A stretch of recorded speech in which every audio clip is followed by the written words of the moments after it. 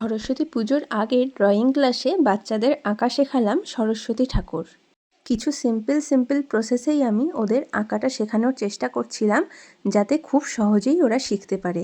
খুব কঠিন কিছু সরস্বতী ঠাকুর আঁকার কথা আমি ভাবিনি, তার কারণ প্রথমেই খুব বেশি কঠিন কিছু শেখাতে গেলে তারা স্ট্রাকচারগুলো ঠিকঠাক শিখতে পারবে না। আমি ওদের শেখানোর চেষ্টা করছিলাম কিভাবে বডি পার্টসগুলো হালকা হালকা করে স্টেপ বাই স্টেপ ওয়াইজ শেখানো যায়। সরস্বতী পুজো নিয়ে বাচ্চাদের মধ্যে, বিশেষ করে ছাত্রছাত্রীদের মধ্যে উদ্দীপনা একটা অন্যরকমই থাকে।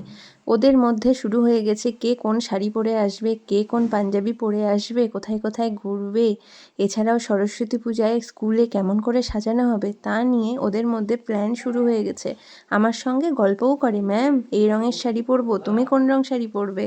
তো যাই হোক, আমি ভাবলাম তাদের একটু সরস্বতী ঠাকুর আঁকানোটা শেখাই, তাহলে তাদের পূজার আনন্দটা আরও বেশি করে তাদের মনে উঁকি মারবে। মনে হবে এই তো পুজো চলেই আসলো, আর কয়টা দিন বাকি। আর তার সঙ্গে সঙ্গে কিছু আমি ওদের স্ট্রাকচার সম্পর্কেও প্রত্যেককে আলাদা আলাদা করে শেখাতেও পারবো। ওরা তো খুব ছোট থেকে খুব বেশি কঠিন করে শেখানো তো যায় না। আর তাছাড়াও ড্রয়িং আমিও কোনো দিন শিখিনি। আমি চেষ্টা করি নিজে কাজ করতে করতে যেটুকু শিখেছি তাই ওদের মধ্যে একটু ভাগ করে দেওয়ার, এবং তাতে ওরা সত্যি খুব খুশিও হয়। ওরা ড্রয়িং ক্লাসের দিনটাই প্রচণ্ড আনন্দে থাকে এবং স্কুলে আসার সঙ্গে সঙ্গেই বলতে থাকে, ম্যাম আমাদের ঘরে এসো, ম্যাম আমাদের ঘরে এসো। এই করে করেই বাচ্চাদের সঙ্গে আমার সময় কাটে। আমার আঁকা হয়ে যাওয়ার পর ওরা আঁকতে শুরু করে এবং বিভিন্ন জায়গায় এসে জানতে চায় স্ট্রাকচারগুলো। ভালো হয়েছে।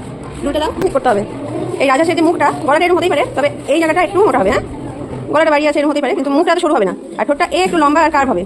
এটা হলো, এটা পাতনা চাকগুলো দাওনি, এই তারগুলো না হলে বাজবে কি করে। তারপর এই মুখটা ঠিকই আছে, কিন্তু দেখো একটা চোখ ছোট একটা চোখ বড় হয়েছে, দেখতে পাচ্ছ? ওইটা এটা আঁকার সিস্টেম হচ্ছে এইভাবে ভাগ করে নেওয়া। মানে এখান দিয়ে একটা চোখ বেরোবে, এখান দিয়ে চোখ বেরোবে, ভুরু যাবে, তারপর এখান থেকে আমরা কার্ভ নাক টানবো। তাহলে কি হবে, একটা চোখ ছোট একটা চোখ বড় যে হয় এই বিষয়টা হবে না। আমারও এখন হয়, কিন্তু ওটা প্র্যাকটিস করতে করতে ঠিক হয়ে যাবে। আর এই ঠোঁটটা যেটা নাকের একদম সোজাসুজি নামাতে হবে। দেখো আমাদের নাকের সোজাসুজি ঠোঁট থাকে না, তোমার দেখো একদম নাকের সোজাসুজি ঠোঁট কিনা। তাহলে এই সরস্বতী ঠাকুরের ঠোঁটটা এরকম বেঁকে গেল কেন? এরকম তো বেঁকবে না। তাই এই সোজাসুজি নাকটা এমনভাবে দিতে হবে যেন ঠোঁটের সোজাসুজি বের হয়। ওকে, তাছাড়া ভালো হয়েছে, সুন্দর হয়েছে। যাও, কোনটা পাচ্ছ না? ঠোঁটটা ঠোঁট আঁকানো স্ট্রাকচার হচ্ছে ফার্স্টে দাগ করে নিতে হবে।